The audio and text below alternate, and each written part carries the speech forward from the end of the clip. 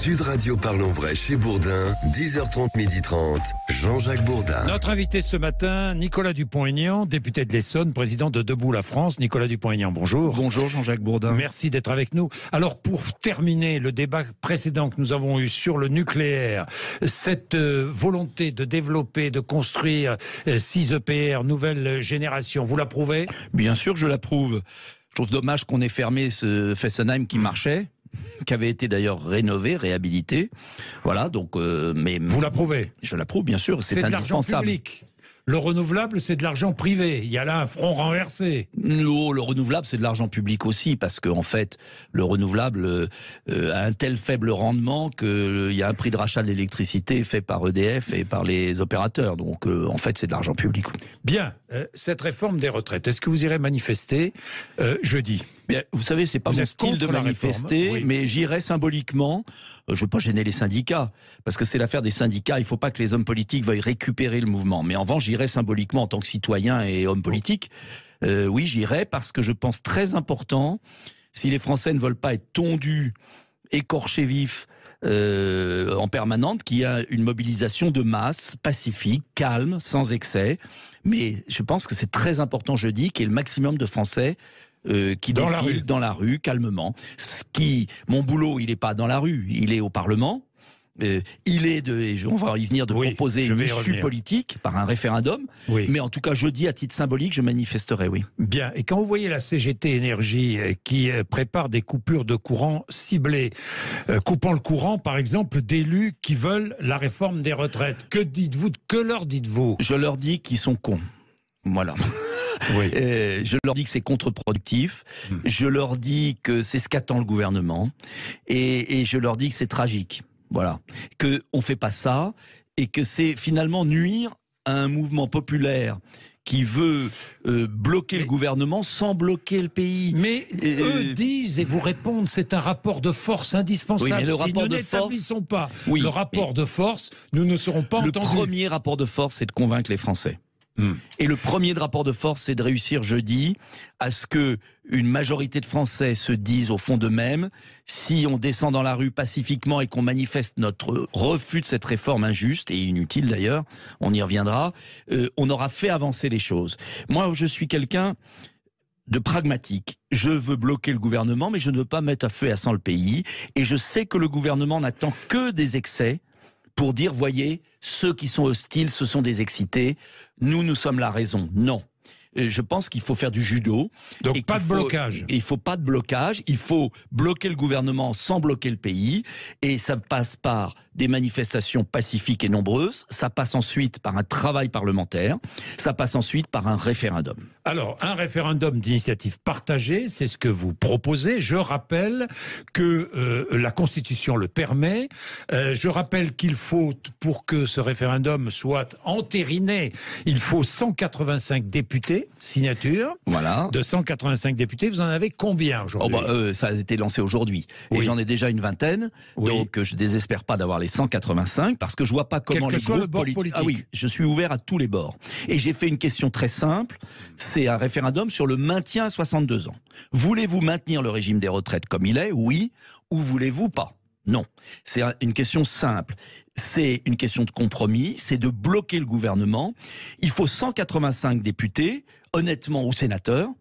Il y a beaucoup de députés et sénateurs opposés de tous les bords. Je vois, s'ils sont cohérents, ils doivent signer ma proposition. Et ensuite, il faut 4 millions de signatures. C'est beaucoup. Mais un peu plus même. Un peu plus, 10% du corps électoral. 10% du corps électoral. Mais il faut que les Français sachent que s'ils signent ce référendum, ça oblige le gouvernement, à faire un référendum sur la réforme des retraites. Ça veut dire qu'on bloque le gouvernement parce qu'il y a une majorité de Français, j'en suis convaincu, qui voteraient non. Et l'arbitre sera le peuple. Et on se plaint toujours qu'on n'a pas de démocratie, on se plaint qu'il n'y a pas la parole au peuple, on se plaint que tout est décidé par derrière. Qui peut être contre un référendum ? Oui, mais qui peut être contre ? Oui, mais et ça permettrait de donner une issue politique, positive, pacifique, de pas être tiraillé, parce que je vois bien les Français, ils ont envie de manifester, puis en même temps ils veulent pas subir les défaits d'un blocage. Il y a une grande résignation dans le pays, il y a une grande détresse, et je la connais, je la vois, je la ressens, et je me dis il fallait trouver quelque chose de positif, de mobilisation. Et je dis aux Français, mobilisez-vous pour ce référendum. Allez dire à vos parlementaires, vous protestez contre la réforme, mais qu'est-ce que vous faites de concret ? Et ben pourquoi vous signez pas le référendum ? Vouloir organiser un référendum, n'est-ce pas une forme de défiance vis-à-vis de la classe politique ? Organiser la défiance. Écoutez, j'assume, hein. Excusez-moi, ouais. Si la classe politique était brillante, on n'en serait pas là. Hein. Excusez-moi. Bon. Alors il y a un moment. D'ailleurs, elle n'est pas brillante. Là, elle n'est pas brillante sur la réforme des retraites. On va voir. La gauche exprime ça. On va voir. Oui. On va voir. Mais moi, je vais vous dire. Ce qui me déçoit dans la classe politique, on se parle franchement, Jean-Jacques Bourdin. Je suis ici. Allez-y. Et j'ai toujours été franc avec vous. Ce qui me déçoit, c'est qu'il y a eu des motions de censure. Qu'à l'Assemblée nationale, il y a des députés de droite, de gauche qui passent leur vie à critiquer le gouvernement et ils sont incapables de se mettre d'accord sur une motion de censure. Moi, j'ai voté toutes les motions de censure. Je suis cohérent. De gauche et droite. De gauche et droite. Il y a un moment, on ne peut pas toujours dire on est contre Macron, et puis au moment de passer à l'acte, il n'y a plus personne. Donc, la classe politique, malheureusement, elle ne défend pas le peuple français très bien aujourd'hui. Alors j'espère qu'elle va se réveiller sur les retraites, mais c'est mal parti avec les LR, les Républicains. Bon. Donc, moi je crois qu'il y a... Ils sont dans la continuité de ce qu'ils veulent, de ce qu'ils affichent. Vous-même, vous avez été républicain. Mais j'ai quitté à cause de ça. Vous avez quitté. Oui, mais enfin, vous avez voté des réformes des retraites. Jamais. Ah non. Jamais. Ah non. Franchement, on va regarder, jamais. Je vais regarder. Regardez, j'en doute. J'ai pas voté la réforme Sarkozy, certain. Vous êtes certain ? Et je vais vérifier, mais j'en doute fortement. Et j'ai voté contre la réforme Touraine. Parce que je vais vous dire, ce qu'il faut quand même partir du fond. Oui. La réforme est inutile financièrement. Il y a un immense mensonge qui est répété jour et nuit dans ce pays, dans notre pays, qui est qu'il y a une faillite. C'est pas vrai. Le régime est excédentaire en 2022 de 3 milliards. Oui, mais il y a 10 ans, on nous disait que ça allait être la faillite du siècle en 2022. Excédentaire. Deuxième point, le corps, le fameux corps, comité d'orientation des retraites, prévoit, dans la pire des hypothèses, un déficit de 7 à 10 milliards par an en 2030. Par an ? Par an, oui. L'Union européenne, on versait 1 milliard sous Jacques Chirac, on verse 12. Donc on verse 11 milliards de plus net par an. Les fausses cartes vitales, les fausses cartes vitales, c'est 20 milliards par an. Oui. Donc s'il y a des économies à faire, moi je dis, faisons-le sur d'autres sujets plutôt que sur les retraités. Premier point. Et de surcroît, il n'y a pas de faillite du système. En revanche, il y a une volonté de l'Union européenne affichée de dire l'Italie et la France dépensent trop de part de leur richesse nationale pour les retraités. Mais c'est un choix politique qu'on a fait. Moi, je suis fier que dans mon pays, on ait réduit la pauvreté des retraités. On consacre 14% de notre PIB. Sauf que vous savez très bien que le niveau des pensions baisse régulièrement en France. Et ça va être encore pire. Baisse si on accepte cette retraite. Voilà pourquoi il faut... Et les écarts se creusent. Et vous avez raison. Voilà pourquoi il faut surtout pas faire cette réforme. Il n'y a pas de problème de financement. Alors pourquoi ne pas taxer les super revenus, mais bien sûr, comme le propose... Mais je l'ai proposé. Vous êtes pour. Mais quand vous pensez... Il y a trop de il y a trop de... Non, mais il faut simplement... Il y a trop de richesses. C'est pas qu'il y a trop de richesses, il faut que chacun contribue à proportion de ses moyens. Oui. Et je vais vous... Écoutez, ils vont mettre le pays à feu et à sang pour un déficit hypothétique de 7 milliards sur 350 milliards de prestations de retraite dans 10 ans hypothétiques, alors même qu'il y a des gaspillages colossaux qui sont quotidiens, et alors même que la suppression de l'impôt sur la fortune a fait perdre à peu près la même somme à l'État. Enfin, moi je ne comprends pas. Le pays, François Hollande l'a dit intelligemment, pour une fois, on sort du Covid. Les Français sont exténués. Il y a une crise de pouvoir d'achat. Il y a une guerre en Ukraine. Est-ce qu'on a besoin d'une réforme anxiogène, de crispation, alors que le régime des retraites est excédentaire cette année ? Enfin, que dans 3-4 ans, on réfléchisse peut-être à de nouvelles recettes, on verra. Mais pour l'instant, il n'y a pas de problème de financement. Alors, Nicolas Dupont-Aignan, est-ce qu'il pourquoi Jean-Jacques Bourdin, pourquoi selon vous? Pourquoi Emmanuel Macron? Parce que l'État a besoin d'argent? Non, je pense qu'Emmanuel Macron, d'abord, obéit à une feuille de route de Bruxelles. Oui, ça c'est très discuté, mais très discutable. Mais moi je pense qu'il y a une feuille de route, et il obéit parce qu'il a peut-être besoin d'autres soutiens. Deuxièmement, je pense qu'ils derrière, ils veulent mettre des fonds de pension privés. Parce que quand les retraites seront misérables... Pas une part de capitalisation? Moi j'y suis très hostile. Je vais vous dire pourquoi. Oui. Parce que ça veut dire que les gens riches pourront se prendre, en plus de leur épargner... Mais ça existe dans le public. Oui, mais quand vous êtes... Oui, mais elle est peu utilisée. Quand vous êtes au SMIC... faut déjà survivre. Donc vous n'allez pas vous prendre une retraite par capitalisation en plus. Donc ça veut dire quoi, la capitalisation? Ça veut dire que ceux qui ont les moyens auront une retraite dorée et ceux qui n'en ont pas vont vivre avec le minimal. Moi, je préfère le système de répartition issu de la résistance, issu d'un compromis politique de la fin de la guerre entre les communistes et les gaullistes. Il y a de moins en moins d'actifs pour payer les retraites. C'est pas vrai totalement. Il y a moins d'actifs, mais regardez. Il y a eu moins d'actifs, mais nous avons été capables, par la création de richesses de notre pays, Est-ce qu'on ne de doit pas financer nos travailler retraites. plus? Est-ce qu'on ne doit pas travailler plus? Mais pour travailler plus, il faut qu'il y ait du boulot. Jean-Jacques Bourdin. Or, il faut prendre le problème dans l'autre sens. Comment, oui, on crée du boulot en France par une politique de relocalisation, faciliter la production en France. J'avais proposé à la présidentielle des mesures de baisse d'impôts, de baisse de charges pour les entrepreneurs qui investissent en France. Ça, c'est financer nos retraites. Mais on se préoccupe des dépenses sans jamais se préoccuper des recettes. Est-ce qu'il faut faire participer les retraités qui ont les revenus les plus importants? Non, il faut garder le Parce système que certains de... le proposent. Ils payent des impôts. Oui. Je pense qu'il ne faut pas confondre le paiement des impôts. Les retraités aisés payent des impôts élevés. Les autres, le système par répartition, chacun contribue. Ce sont les emplois d'aujourd'hui qui payent les retraités d'aujourd'hui. Il faut s'occuper de la force productive en France. Il faut traiter la cause du problème, la natalité, la production en France. Mais aujourd'hui, le système n'est pas en peut-être péril. de travailler plus, pardon, mais non. Pour travailler plus, Jean-Jacques Bourdin, il faut qu'il y ait du boulot. Il ne faut pas délocaliser.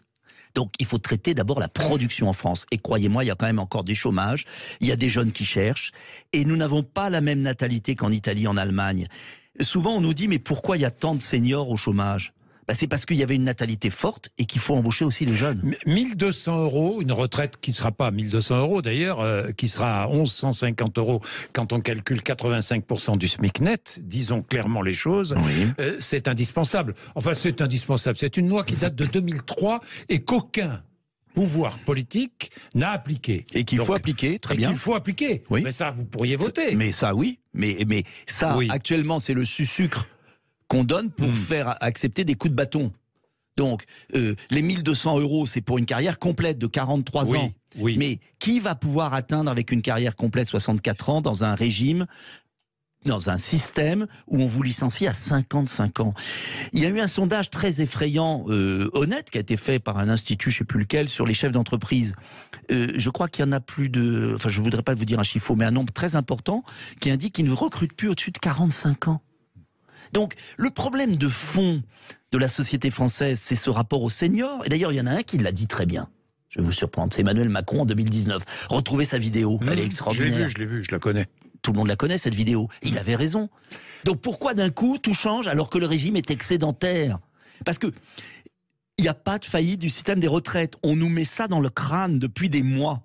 Et ce faisant d'ailleurs... Ce qui me surprend le plus, c'est qu'on crée un climat anxiogène. Notre pays a besoin de confiance.